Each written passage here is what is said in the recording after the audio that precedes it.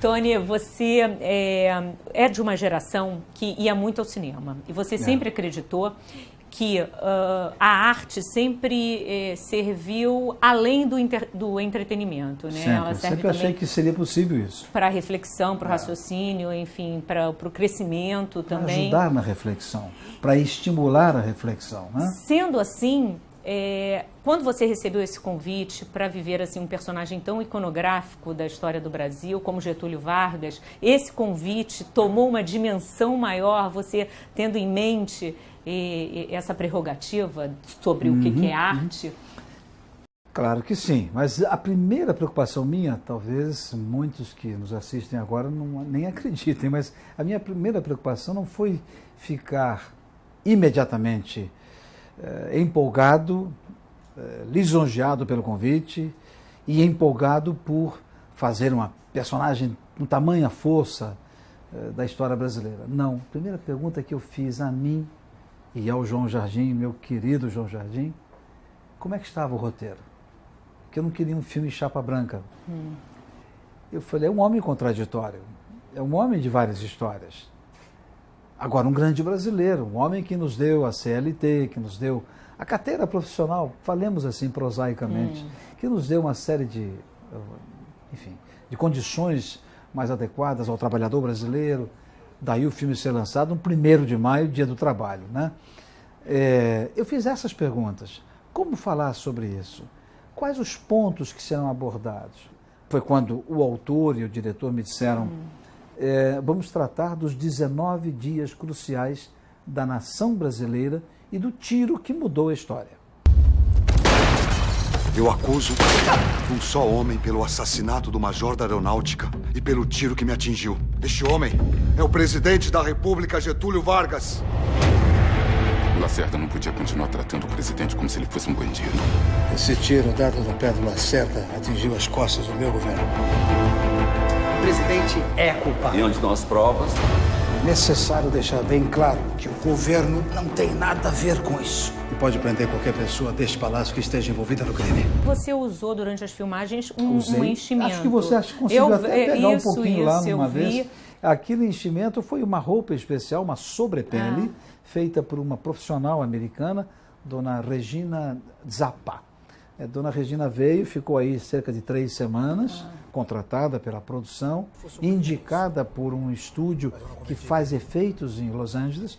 Aí ela ficou aqui comigo, eu fiquei de sunga para ela poder medir, criar toda a estética, não é? Aí ela fotografou a mim de várias maneiras, aí o diretor dizia o que ele queria, a Carla Camurati, que é a nossa produtora também do lado, seria bom isso, seria bom aquilo, que tal, não sei o quê. Então, tudo isso foi convergindo, né?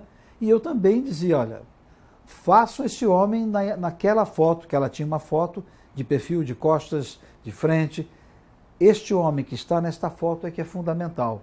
E ela executou 3 roupas fantásticas, né? Fantásticas. Eu já passei até a jantar, a almoçar com elas, porque era duro tirar e pôr, era complicado. Eu preferia ficar, e até porque me ajudava também na personagem. Eu fiquei impressionada, nesse dia que eu passei no set de filmagem, tamanha a sua concentração, né? Bem, aí incrível, já é uma outra coisa. Né? Mas eu acho que aquela roupa ali fazia parte daquele personagem, daquela concentração. É bem observado por você, mas também tem uma coisa, Simona, você precisa, ao tratar de 19 dias de um homem que culminaram com sua morte, você não está tratando de um convescote, uma reunião, um piquenique, onde as pessoas estão ali para tomar uma cervejinha e comer uns pedacinhos de filé mignon. Uma batatinha frita, não é isso. O homem estava sob pressão absoluta, o palácio estava num verdadeiro caldeirão, né? Aquilo estava fumegando mesmo. E me ajudaram muito também depoimentos que estão escritos de Dona Alzira Vargas, sua filha, magistralmente vivida pela Drica Moraes. Então são muitos detalhes, mas o que mais me animou foi um dia ainda filmando no Palácio, 2 netas de Getúlio estavam lá assistindo, eu não sabia, mas depois o diretor gentilmente veio falar comigo baixinho, era o final do dia, se elas podiam falar comigo, eu falei, claro, poxa, é lógico, não, porque elas não querem incomodar e tal, eu falei, não, lógico, e elas me disseram que os últimos 15 minutos tinham visto alguma coisa. Mas bastou para mim aquilo como, estamos vendo o senhor, são senhoras como eu, sou um senhor também, né? Estavam vendo o senhor ali, claro, a gente não viu a sua construção toda, mas nos veio um pouco à memória o nosso avô, que era muito sentado, muito observador e muito silencioso. Então eu falei, bom, acho que o caminho é esse, né? O Gregório ficou louco. Não percebe que está incriminando todos nós. Como é possível que ele tenha feito uma besteira dessas contra mim? Tony, são 50 anos de carreira, mas no cinema a estreia vem um pouquinho depois. Vem em 68, no filme de Geraldo Vietri, né? É verdade. Nos anos 70 você teve um momento assim mais quente, né? Você fez Ninguém Segura Essas Mulheres, que já eram Foi uma direção do Jesse Valadão. Isso, e você fez também na televisão primeiro nu masculino Astro, da telenovela brasileira. Eu não sabia que você tinha essa marca. Pois é, além dos pelos que ficaram ali aflorando ali na tela, porque eu sou razoavelmente peludo, e aí, mas era pertinente a cena, e era uma época de censura dura, mas o Daniel Filho, a Dona Janete, a TV Globo ali negociaram a liberação da cena. Tudo tem que ter pertinência. Onde não houver pertinência, não faça, porque aí fica chato, fica agressivo. É como sair beijando aí à torta e direito. Você não precisa desentupir pia no beijo, né? Principalmente se você faz televisão num determinado horário. Você tem que ter uma preocupação ética, estética. Cuidado com a palavra censura, não é isso, não. É ter bom senso. Não é? Bom senso e bom gosto, né?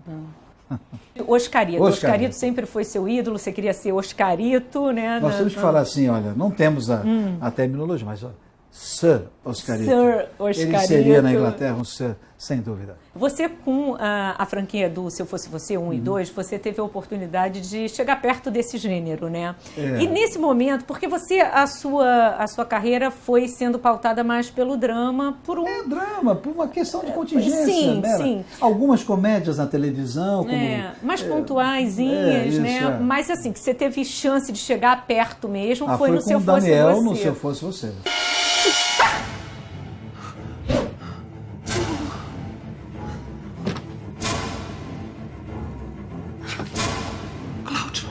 Cláudio!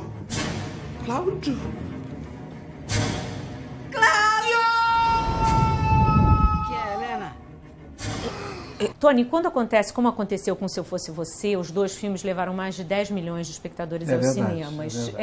Isso te traz o quê? Alegria, de cara. Me traz alegria, me traz uma esperança de termos um dia uma grande indústria do cinema brasileiro.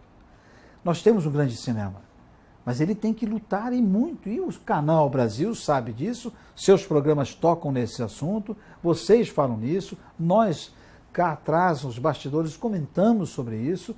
A indústria da televisão é um fato, e é um fato. E uma indústria reconhecida no mundo inteiro. A indústria do cinema, o cinema é reconhecido. O cinema de per si é reconhecido. Seus grandes cineastas, em toda a sua caminhada, a sua cinema brasileiro, só que falta esse arcabouço da grande indústria que o sustente, que crie no espectador, nele, espectador, a confiança de que, olha, você adora filmes sobre games, ok, tudo tem valor, tudo pode, diversão é tudo, mas dá uma olhadinha aqui, abre a janelinha aqui, dá uma olhadinha, dá uma espiada no seu cinema brasileiro, na sua identidade brasileira, na sua língua portuguesa, que aliás é uma língua linda. Dê uma olhada de vez em quando e veja que belo cinema nós estamos produzindo para você. Então a minha esperança é essa, quando você leva 10 milhões, quando o Tropa de Elite enfia 11 milhões só num fio, e 11 milhões e tanto.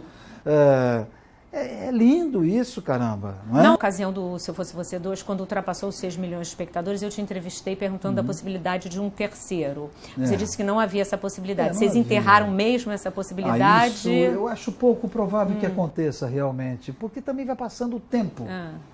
Você, quando perde um tempo, isso não exclui a possibilidade de voltar, é óbvio que não. Mas você tem que ter uma bela ideia.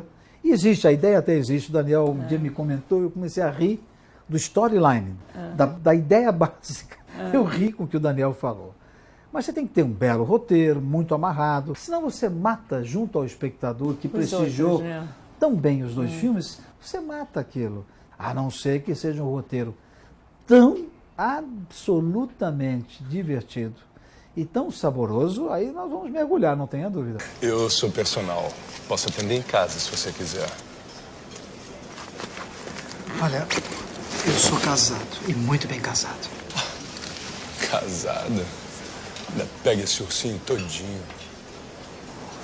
São 50 anos de carreira agora, em 2014. Dia 29 de junho, agora, com a permissão desse grande mestre que é o nosso Deus aí. Tem quem não acredita, ok, mas eu acredito. Eu acho que é uma permissão dele. Eu estou aqui atravessando esses 50 anos de trabalho, né? E assim, nunca me deslumbrei com essa jossa, não, sabe? Mas assim, os 20 anos, os 30 anos, os 40 anos são sempre importantes, as datas quebradas também, mas nesses 50 anos, o que isso te traz? Assim, me traz alegria, me traz vontade de continuar, me traz estímulos, me traz, aos 65 anos de idade que tenho, me traz uma consciência absoluta de que nunca eu brinquei nessa carreira. Eu fiz com muito prazer. Eu me diverti, mas eu sempre levei ela a sério.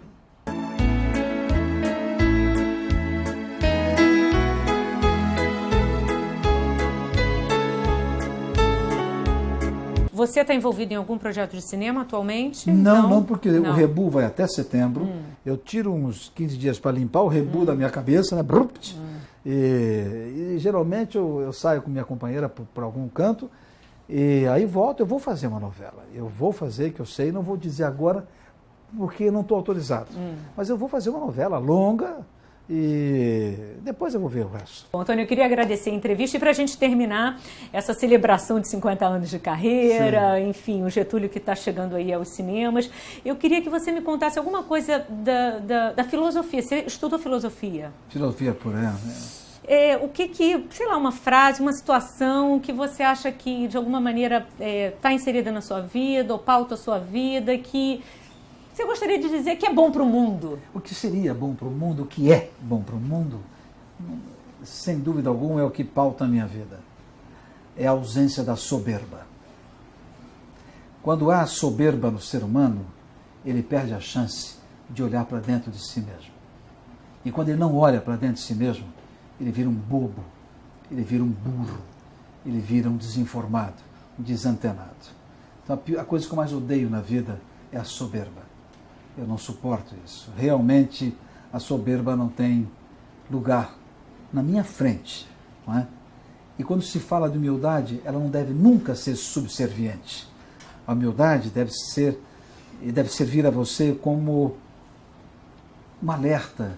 Se você tem sucesso, que o fracasso está do lado. E se você tem fracasso, que é possível o sucesso. Então a vida, eu pauto minha vida por isto aqui. Pelo olhar franco, pela determinação, perseverança, ética, que está inserida no respeito ao próximo. É muito simples, só que as pessoas se esquecem. Bom, e a gente agradece, então, essa sua trajetória, essa sua sinceridade, muito obrigado. Essa sua vida pautada na ética e na disciplina. Muito obrigado. Obrigado a todos. Espero que gostem do nosso Getúlio. O presidente tem que renunciar. Chega! Se resolverem impor a violência, só levarão daqui o meu cadáver.